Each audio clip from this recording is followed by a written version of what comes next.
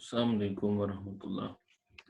आज हमारा first year computer science के चैप्टर नंबर 3 का रिवीजन लेक्चर है, जिसका नाम डाटा कम्युनिकेशंस है और सिटी एकेडमी मुजफ्फरगढ़ की तरफ से ये लेक्चर्स आपको दिए जा रहे हैं। डाटा कम्युनिकेशन एक ऐसा प्रोसेस होता है जिसके अंदर हम डाटा को इलेक्ट्रॉनिकली एक जगह से दूसरी जगह सेंड करते हैं या ट्रांसफर करते हैं। ट्रांसफर का मतलब सेंडिंग और रिसीविंग दोनों होता है। अब इसके बेसिक 5 कंपोनेंट्स हैं जिनको हमने डिटेल में थोड़ा सा डिस्कस करना है। ये बाज़ औक़ात क्वेश्चन लॉन्ग क्वेश्चन के तौर पर भी आ जाता है, शाज़ व नादिर। इसमें पहला जो कंपोनेंट है वो मैसेज है। जब तक आपके पास डाटा इंफॉर्मेशन या मैसेज नहीं होगा तो आपका कम्युनिकेशन का कोई जवाब नहीं है। मैसेज के बाद हमारे पास सेंडर होता है एक कंप्यूटर और दूसरा रिसीवर होता है। तीसरी चीज कम्युनिकेशन मीडियम या चैनल होता है और चौथी चीज इनकोडर और डिकोडर होता है। इस चैप्टर की आउटलाइन भी यही है जो हमने डिस्कस करनी है आगे डिटेल के अंदर कि मैसेज क्या होता है, सेंडर रिसीवर क्या होते हैं, मीडियम या कम्युनिकेशन चैनल क्या होता है, इनकोडर डिकोडर इनकोडिंग क्या होती है। मैसेज कोई डाटा या इंफॉर्मेशन हो सकती है जो सेंड की जानी है, और सेंडर एक ऐसा कंप्यूटर है जो उस मैसेज को सेंड या ट्रांसमिट करता है। रिसीवर एक ऐसा कंप्यूटर होता है जो उस मैसेज को रिसीव करता है और उसको कन्वर्ट करता है एज यूजर्स, जैसे यूजर्स को समझ आए। कम्युनिकेशन मीडियम या चैनल वो चैनल होता है जिस वे से, जिस पाथ से ये मैसेज सेंड किया जाता है, जिस पाथ से ये मैसेज जो है वो ट्रेवल करता है। इनकोडिंग और डिकोडिंग दरअसल मैसेज को कन्वर्ट करने का प्रोसेस इनकोडिंग कहलाता है, जिसको हम डिजिटल फॉर्म में कन्वर्ट करते हैं और डिजिटल फॉर्म से वापस कन्वर्जन का जो अमल है उसको डिकोडिंग कहते हैं। फिर हमारे पास टर्म है सिग्नल। सिग्नल एक इलेक्ट्रोमैग्नेटिक या लाइट वेव हो सकती है जो डाटा को रिप्रेजेंट करती है, जो डाटा को ट्रेवल करने के लिए उसकी एक शक्ल होती है, रिप्रेजेंटेशन होती है इलेक्ट्रोमैग्नेटिक या लाइट वेव की फॉर्म में। दो तरह के सिग्नल्स होते हैं, एक को हम डिजिटल सिग्नल कहते हैं और दूसरे को एनालॉग सिग्नल कहते हैं। डिजिटल सिग्नल की बात की जाए तो ये डिस्क्रीट वैल्यूज होती हैं जिसमें कंटिन्यूटी नहीं होती, ये कभी अप तो कभी डाउन। जब सिग्नल अप होगा तो 1 होगा इसकी वैल्यू, जब सिग्नल डाउन होगा तो तब ये 0 होगा। ये बेसिकली बाइनरी फॉर्म में, बिट्स की फॉर्म में जाती है। जैसे ये आपके सामने एक सिग्नल है, डिजिटल सिग्नल, जिसकी वैल्यू 10101 है। तो जब ये 1 था इसका सिग्नल तो ये इसकी वोल्टेज प्लस में थी, जब ये नहीं था तो ये 0 पे आ गई, फिर प्लस में थी, फिर 0 पे आ गई, फिर 1 में थी, फिर 0। ये यूनिट टाइम के लिए पल्स जो है वो 1 होती है, फिर यूनिट टाइम के लिए 0 होती है, फिर 1 होती है, फिर 0 होती है। इस तरह के सिग्नल्स को हम डिजिटल सिग्नल्स कहते हैं। इसकी निस्बत हमारा दूसरा जो सिग्नल है वो एनालॉग सिग्नल है। एनालॉग सिग्नल कंटिन्यूअस वेव होती है जिसको हम एनालॉग सिग्नल्स कहते हैं। एनालॉग सिग्नल दरअसल उसकी कुछ प्रॉपर्टीज हैं या करेक्टरिस्टिक्स हैं। उसमें सबसे पहली जो करेक्टरिस्टिक है वो है खसूसियत जिसको कहें, वो एम्पलीट्यूड है। इस 0 लेवल से लेकर पीक वैल्यू तक का जो डिस्टेंस है इसको हम एम्पलीट्यूड कहते हैं। इसी तरह इसकी वेव लेंथ है, एक 0 से स्टार्ट होकर वापस उस 0 तक के जाने की जो लेंथ है इसको हम वेव लेंथ कहते हैं। फिर हमारे पास एक और चीज जो है वो फ्रीक्वेंसी है। एक यूनिट टाइम के अंदर, फर्ज करें 1 सेकंड के अंदर जितनी बार ये वेव अपने आप को रिपीट करेगी वो उसकी फ्रीक्वेंसी कहलाएगी। फिर हमारे पास इसके करेक्टरिस्टिक्स में टाइम पीरियड होता है कि एक बार मतलब एक वेव, जैसे यहाँ से लेकर एक वेवलेंथ जितने टाइम में ये एक बार वेव अपने आप को रिपीट करेगी, मतलब एक सर्कल या एक साइकिल पूरा करेगी, वो उसका टाइम पीरियड कहलाएगा। फ्रीक्वेंसी और टाइम पीरियड एक दूसरे के इनवर्सली प्रोपोर्शनल होते हैं। फिर हमारे पास नेक्स्ट है जी, डाटा की टाइप्स कौन कौन सी होती हैं। 5 किस्म की डाटा टाइप्स आपकी बुक के ऊपर भी लिखी हुई हैं। टेक्स्ट होता है, न्यूमेरिक डाटा होता है, इमेजेस होते हैं, ऑडियो होता है और वीडियो होता है।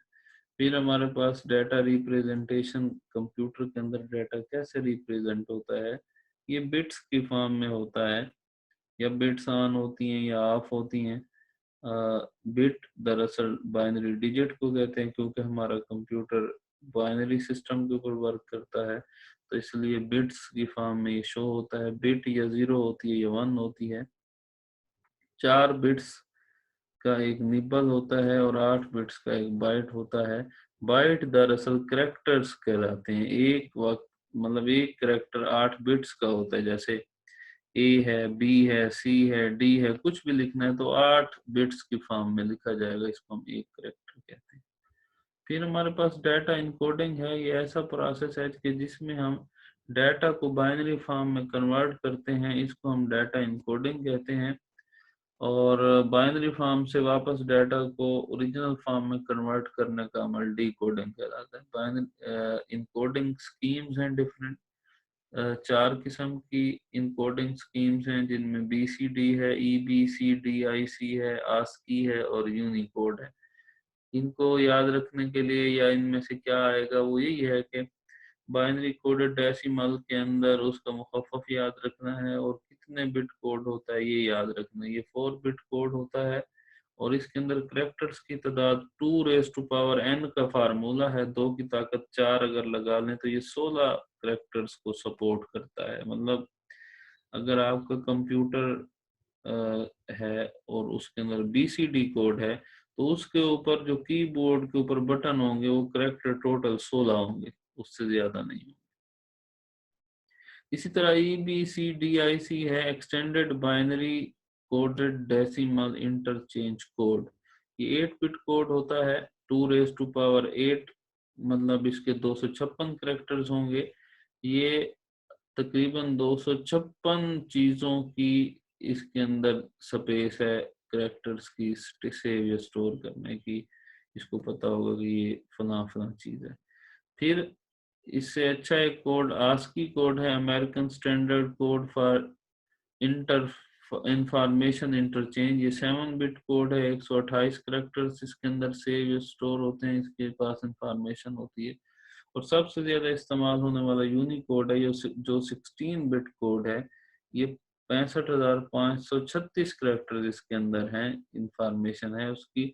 और आजकल सबसे ज्यादा इस्तेमाल भी ये होता है, दुनिया की हर जुबान का हर कैरेक्टर यूनिकोड के अंदर सेव या स्टोर है। नेक्स्ट हमारे पास डाटा ट्रांसमिशन मोड्स हैं। ये इंतहाई अहम लॉन्ग क्वेश्चन है और इसके अलावा इस चैप्टर में से कोई ज्यादा अच्छा लॉन्ग क्वेश्चन नहीं है। ये सबसे अच्छा लॉन्ग क्वेश्चन है जो तैयार भी इजीली हो जाता है और इसको अटेम्प्ट भी किया जा सकता है और ये आता भी होता है। ट्रांसमिशन मोड्स दरअसल वो तरीका या वो अंदाज होता है जिस अंदाज में डाटा एक कंप्यूटर से दूसरे कंप्यूटर को ट्रांसमिट किया जाता है। 3 किस्म के मोड्स होते हैं, simplex mode, half duplex mode और full duplex mode. Simplex mode जो है वो 1 वे होता है, उसकी डायरेक्शन 1 होती है, मतलब एक कंप्यूटर से दूसरे कंप्यूटर की तरफ जस्ट डाटा जाता रहेगा, कभी भी वहां से वापस नहीं आएगा। इसकी एग्जांपल रेडियो की दे दें, टेलीविजन की दे दें। फिर हमारे पास हाफ डुप्लेक्स मोड है। ये भी बोथ डायरेक्शन में होता है मगर सेम टाइम में नहीं होता। एक वक्त में एक डायरेक्शन, एक वक्त में 1 वे होता है। और जब एक कंप्यूटर या एक डिवाइस अपना डाटा सेंड कर लेती है तो फिर दूसरा कंप्यूटर सेंड करता है। तीसरी जो टाइप है वो फुल डुप्लेक्स की है, जिसमें एट ए टाइम तमाम कंप्यूटर सेंड और रिसीव कर रहे होते हैं, both directions at the same time ये डाटा ट्रांसमिट कर रहा होता है। फिर हमारे पास डाटा ट्रांसमिशन की डिफरेंट टाइप्स हैं। एक पैरेलल ट्रांसमिशन है और दूसरी सीरियल ट्रांसमिशन है। पैरेलल ट्रांसमिशन में ग्रुप ऑफ बिट्स एक ही वक्त में मल्टीपल वायर्स के ऊपर हम ट्रांसमिट करते हैं। ये होती यूनिडायरेक्शनल और सिंप्लेक्स है, क्योंकि इनकी वायर्स एक ही वक्त में इतनी ज्यादा होती हैं कि एक ही वक्त में ये डाटा सेंड या रिसीव कर सकता है। दूसरा हमारे पास सीरियल ट्रांसमिशन होता है। Serial transmission bit by bit या करेक्टर बाय करेक्टर ट्रांसमिशन का नाम है। ये पैरेलल की निस्बत स्लो डाटा ट्रांसमिशन होती है। इसमें एक बिट एक के पीछे एक बिट जाती है, एक वक्त में सिर्फ एक बिट ही ट्रांसफर कर सकता है। फिर हमारे पास एसिंक्रोनस और सिंक्रोनस ट्रांसमिशन है। एसिंक्रोनस में character by character data transmission होती है, इसमें इरेगुलर गैप्स होते हैं। ये सस्ती और आसान सा काम है इम्प्लीमेंटेशन के लिए। इसके अंदर कुछ मैकेनिज्म होता है कि इसके अंदर स्टार्ट सिग्नल होता है। जब ट्रांसमिशन स्टार्ट करने लगते हैं तो इसके अंदर एक स्टार्ट बिट 0 की वैल्यू भेजते हैं, जिससे रिसीवर कंप्यूटर को पता चलता है कि अब डाटा ट्रांसमिट होना शुरू हो रहा है, और इस स्टेट को स्पेस स्टेट कहते हैं। स्टार्ट बिट की वैल्यू अगर 1 हो तो ये मार्क स्टेट कहलाएगी, इसका मतलब है कोई डाटा नहीं आ रहा, और इस स्टेट को आप आइडल स्टेट भी कहते हैं। सिंक्रोनस ट्रांसमिशन में डाटा ब्लॉक बाय ब्लॉक जाता है, और उस ब्लॉक को कंट्रोल करने के लिए हमेशा क्लॉक का इस्तेमाल किया जाता है, और ये फास्ट वे है, इसके अंदर कोई गैप्स नहीं होते। फिर हमारे पास ये उसकी डायग्राम दी हुई है कि जैसे ये सेंडर ने पहले डाटा स्टार्ट किया, मतलब 0 भेजा, फिर डाटा सेंड किया, फिर स्टॉप बिट भेजी, फिर उसके बाद गैप आ गया, फिर स्टार्ट बिट भेजी, फिर डाटा भेजा, फिर स्टॉप कर दिया। तो ये एसिंक्रोनस है, और जबकि सिंक्रोनस में डाटा डायरेक्ट रिसीवर को जा रहा है, कोई स्टॉप स्टार्ट कोई बिट नहीं है। फिर हमारे पास बैंडविड्थ है। Bandwidth amount of data that can be transmitted through a communication medium in a unit time. एक सेकंड में जितना डाटा ट्रांसमिट हो सकता है किसी भी कम्युनिकेशन मीडियम के थ्रू, उसको हम बैंडविड्थ कहते हैं। और डिजिटल सिग्नल्स जो है उसकी बैंडविड्थ बाइट्स पर सेकंड में मेजर की जाती है, जबकि एनालॉग सिग्नल्स की हर्ट्ज में या साइकिल पर सेकंड में मेजर की जाती है। दो तरह की बैंडविड्थ होती हैं, एक को बेस बैंड कहते हैं और दूसरे को ब्रॉड बैंड कहते हैं।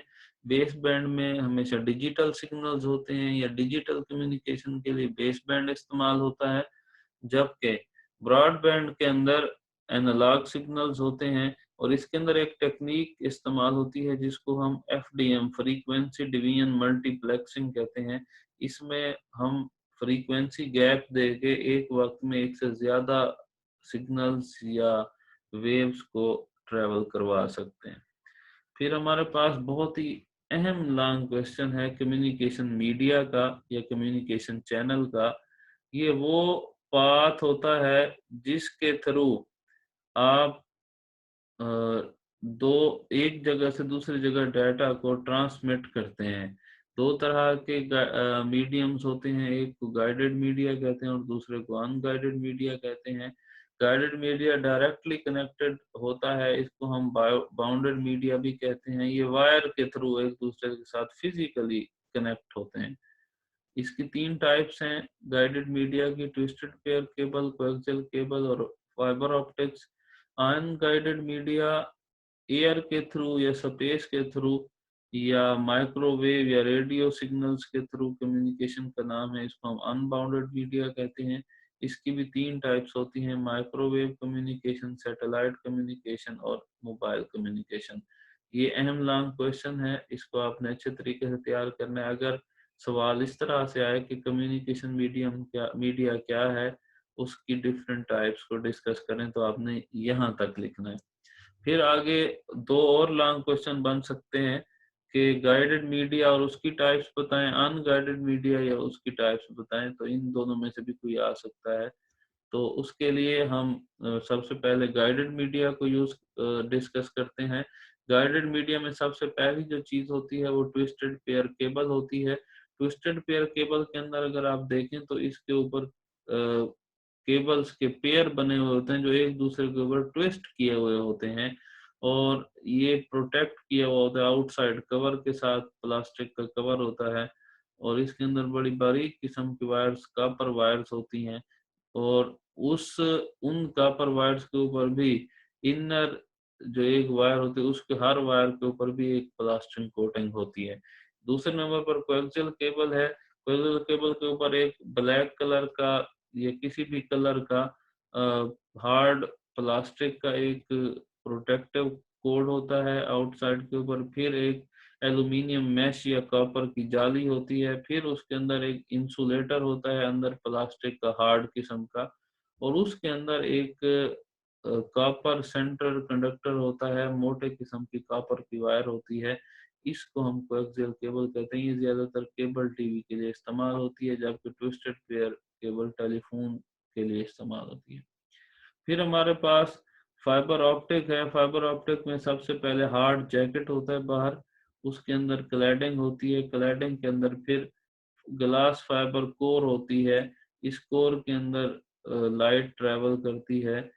जो ऊपर वाले दोनों मीडियम है इसके अंदर वोल्टेज की फॉर्म में डाटा ट्रेवल करता है, और इसके अंदर लाइट की फॉर्म में जाता है, इसलिए इसका नाम ऑप्टिकल फाइबर है। फिर हमारे पास अनगाइडेड मीडिया को अगर देख लें तो सबसे पहले माइक्रोवेव कम्युनिकेशन आती है। माइक्रोवेव दरअसल रेडियो सिग्नल्स के ऊपर वर्क करती है।